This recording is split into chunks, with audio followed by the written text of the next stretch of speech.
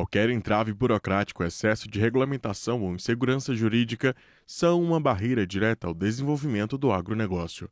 A Lei da Liberdade Econômica de 2019 foi um marco para o empreendedorismo brasileiro. Ela trouxe um novo ambiente de negócios, mais favorável ao investimento, à geração de empregos e à inovação. Sua essência está em garantir para o pequeno, médio e grande produtor rural condições mais simples, ágeis e seguras para produzir e prosperar. No campo, a liberdade econômica se traduz em menos burocracia para abrir e operar negócios, mais segurança nos contratos e mais previsibilidade para quem investe. Isso trouxe maior estabilidade nas relações comerciais entre produtores e cerealistas, revendas, tradings ou cooperativas.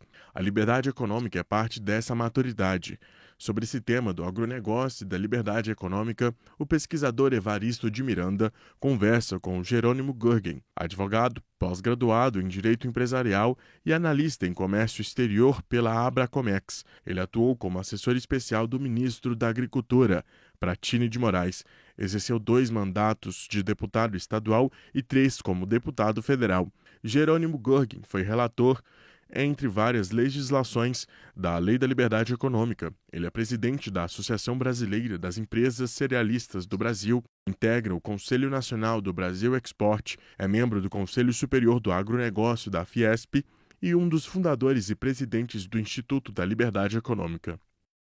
Olá, bem-vindos ao Brasil Verde, um programa dedicado à sustentabilidade da agropecuária brasileira. E a sustentabilidade da pecuária depende e muito do empreendedorismo, da capacidade de empreender dos nossos agricultores, de adotarem tecnologia, de investirem, de arriscarem. Mas para isso, o ambiente de negócios, o ambiente econômico, o ambiente jurídico, tem que trazer algumas certezas, algumas garantias para o produtor. E hoje nós vamos conversar com o Jerônimo Gurgen, o ex-deputado, é uma pessoa que trabalhou muito esse tema, um dos responsáveis, ele vai falar para nós da lei da liberdade econômica. Jerônimo, bem-vindo ao Brasil Verde, é um prazer recebê-lo aqui. Bem, professor Evaristo, um prazer muito grande poder estar aqui contigo, conversar com os nossos telespectadores, com aqueles que nos acompanham também na rede social. Esse tema é um tema que eu tenho muito carinho, né? Porque foi, sem dúvida nenhuma, um dos principais trabalhos que fiz ao longo desses 20 anos.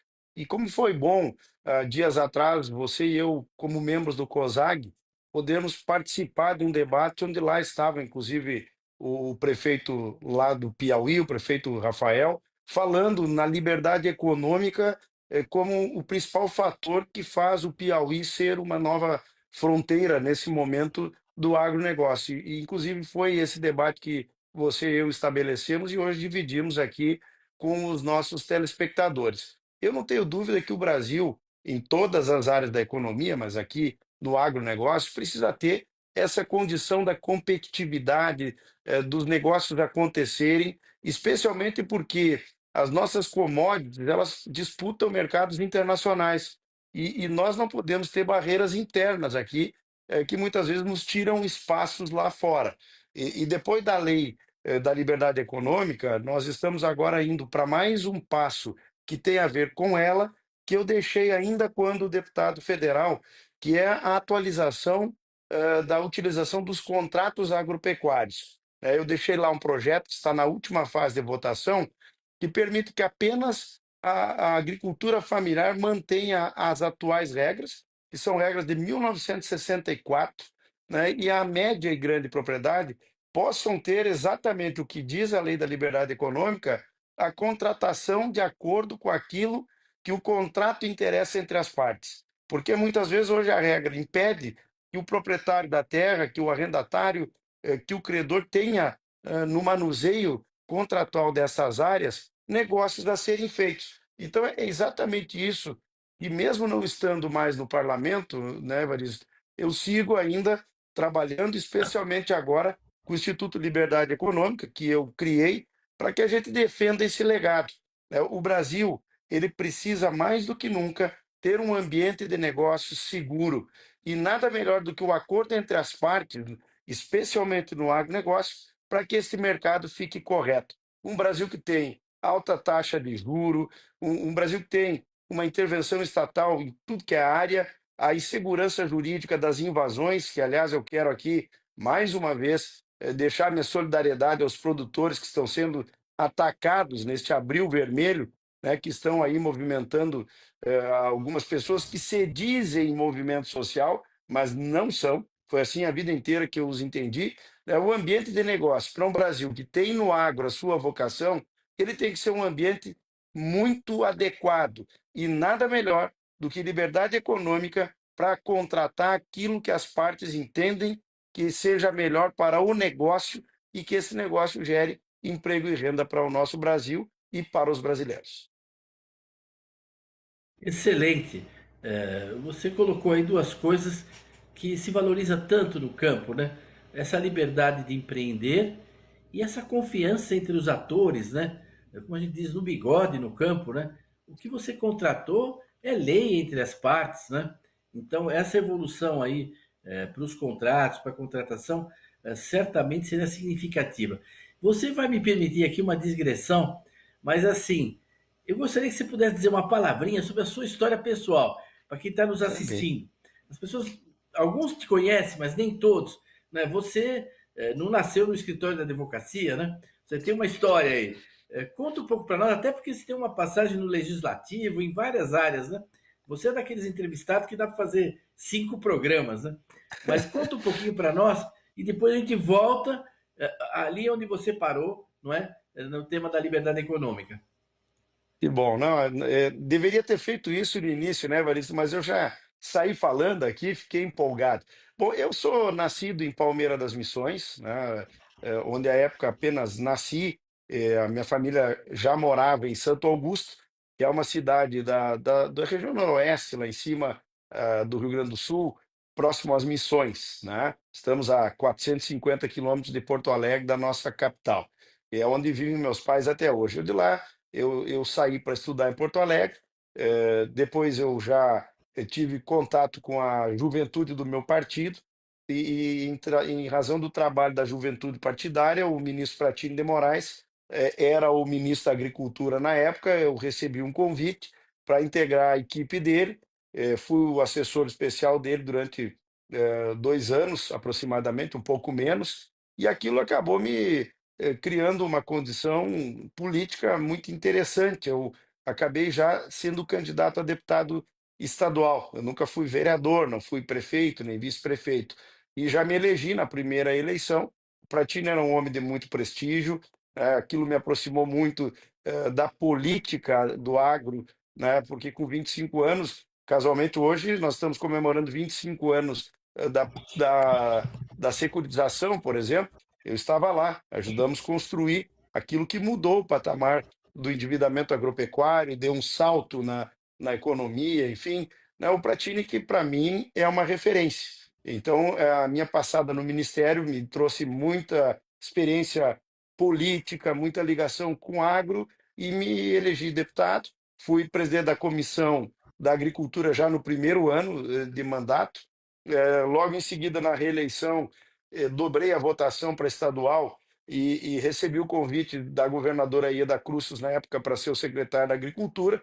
Acabei não assumindo, porque ela propôs um aumento de ICMS e eu sempre votei contra aumento de impostos. Deixei de ser secretário para não aumentar imposto. Eu sempre dizia: não adianta eu ganhar um cargo para representar o setor se o prejuízo que eu darei ao setor é muito maior. Então, esse foi o entendimento que tive. Não fui secretário, cumpri o meu mandato e aí fui a federal, né, durante 3 mandatos. Fui cotado para ser ministro na época do presidente Temer, e aí o Blairo, obviamente, foi o escolhido. Depois, no Bolsonaro, que a ministra Tereza foi a escolhida ao final, né? E nós tivemos, então, uma trajetória dentro da bancada agropecuária. Sempre trabalhei muito ligado ao agro, né, por toda essa trajetória e que a gente teve, até que na última eleição eu tinha a intenção de concorrer ao Senado, meu partido montou uma outra estratégia, acabei não concorrendo ao Senado e também não concorri a deputado federal, né? Acabei saindo, abri mão de aposentadoria parlamentar, não tenho hoje nenhum vínculo com o setor público, seja remuneratório ou de atividade, né? E hoje eu presido a SEBRA com muito orgulho, sou advogado de formação, exerço a minha atividade, né? O início da vida, né, Varisto, foi do zero. É uma grande experiência, eu tenho 49 anos, voltaria para a política apenas para o cargo de governador, mas como isso não tem uma perspectiva, então a tendência é que eu nunca mais volte para a política, mas pela Associação dos Cerealistas eu continuo atuando muito, ajudando o setor, né, na construção das políticas públicas que importem à produção, ao produtor, ao empresário rural, o que me orgulha muito, porque faz parte de uma trajetória vinculada ao setor primário. Jerônimo, que beleza de trajetória sua, né? Parabéns, né? Invejável. E eu queria até aproveitar, se você permitisse, para fazer uma homenagem aqui ao Pratini de Moraes, né? Eh, Há pouco tempo aqui eu entrevistei o Ricardo Santin, e nós falamos do Turra, né? Que é um ministro com quem eu trabalhei também, uma pessoa extraordinária. Desde a época do governo Médici, ele foi ministro do governo Collor, foi ministro do Fernando Henrique. Na parte do Fernando Henrique a gente trabalhou bastante junto. Um homem, para muita gente que às vezes não conheceu, o pessoal mais jovem que nos assiste, contribuiu muito para a agricultura brasileira, para o comércio exterior, para a exportação de carnes do Brasil. Uma pessoa culta, poliglota, divertida também, né? Então, assim, É, ministro gaiteiro, Patini, eu achei gaiteiro. muito bacana você lembrar que você foi ali, deve ter sido uma escola, não é? Trabalhar com ele, né? Inclusive foi naquela época que eu te conheci, né? Não, obviamente você não vai lembrar porque eu era assessor dele, mas eu já conhecia o seu trabalho, a sua liderança a partir do convívio com o Pratini. O Pratini hoje ele não tem mais nenhuma atuação, né? Tem questões de saúde bem importantes que o retiraram da atividade, né? Mas eu não tenho dúvida É. que, salvo a importância de vários, né, que você mesmo citou, do Turra, e de alguns outros que passaram, esse momento de mercado internacional que nós vivemos é do Pratini de Moraes, né? A renegociação das dívidas, a abertura de mercados, isso vem daquele período e, como eu falei, eu tenho muito orgulho, sim, de trazer essa vivência junto no meu currículo, porque é o meu grande padrinho político, sem dúvida nenhuma. Olha, nós vamos fazer um pequeno intervalo, nós estamos na metade do programa e a gente volta já já para continuar essa conversa com o Jerônimo Gergen, voltando ali para o tema da liberdade de empreender, não é? Da liberdade de criar, de produzir, de negociar e também falar um pouco do trabalho dele com os cerealistas. Um minutinho e a gente já volta.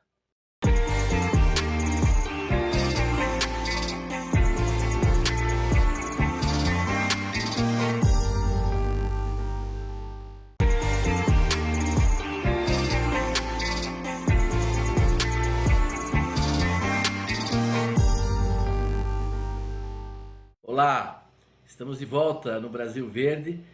Conversamos na primeira parte do programa com o Jerônimo Gergen, não é? Ele é uma personalidade para o agronegócio brasileiro, foi deputado federal, responsável pela Lei da Liberdade Econômica,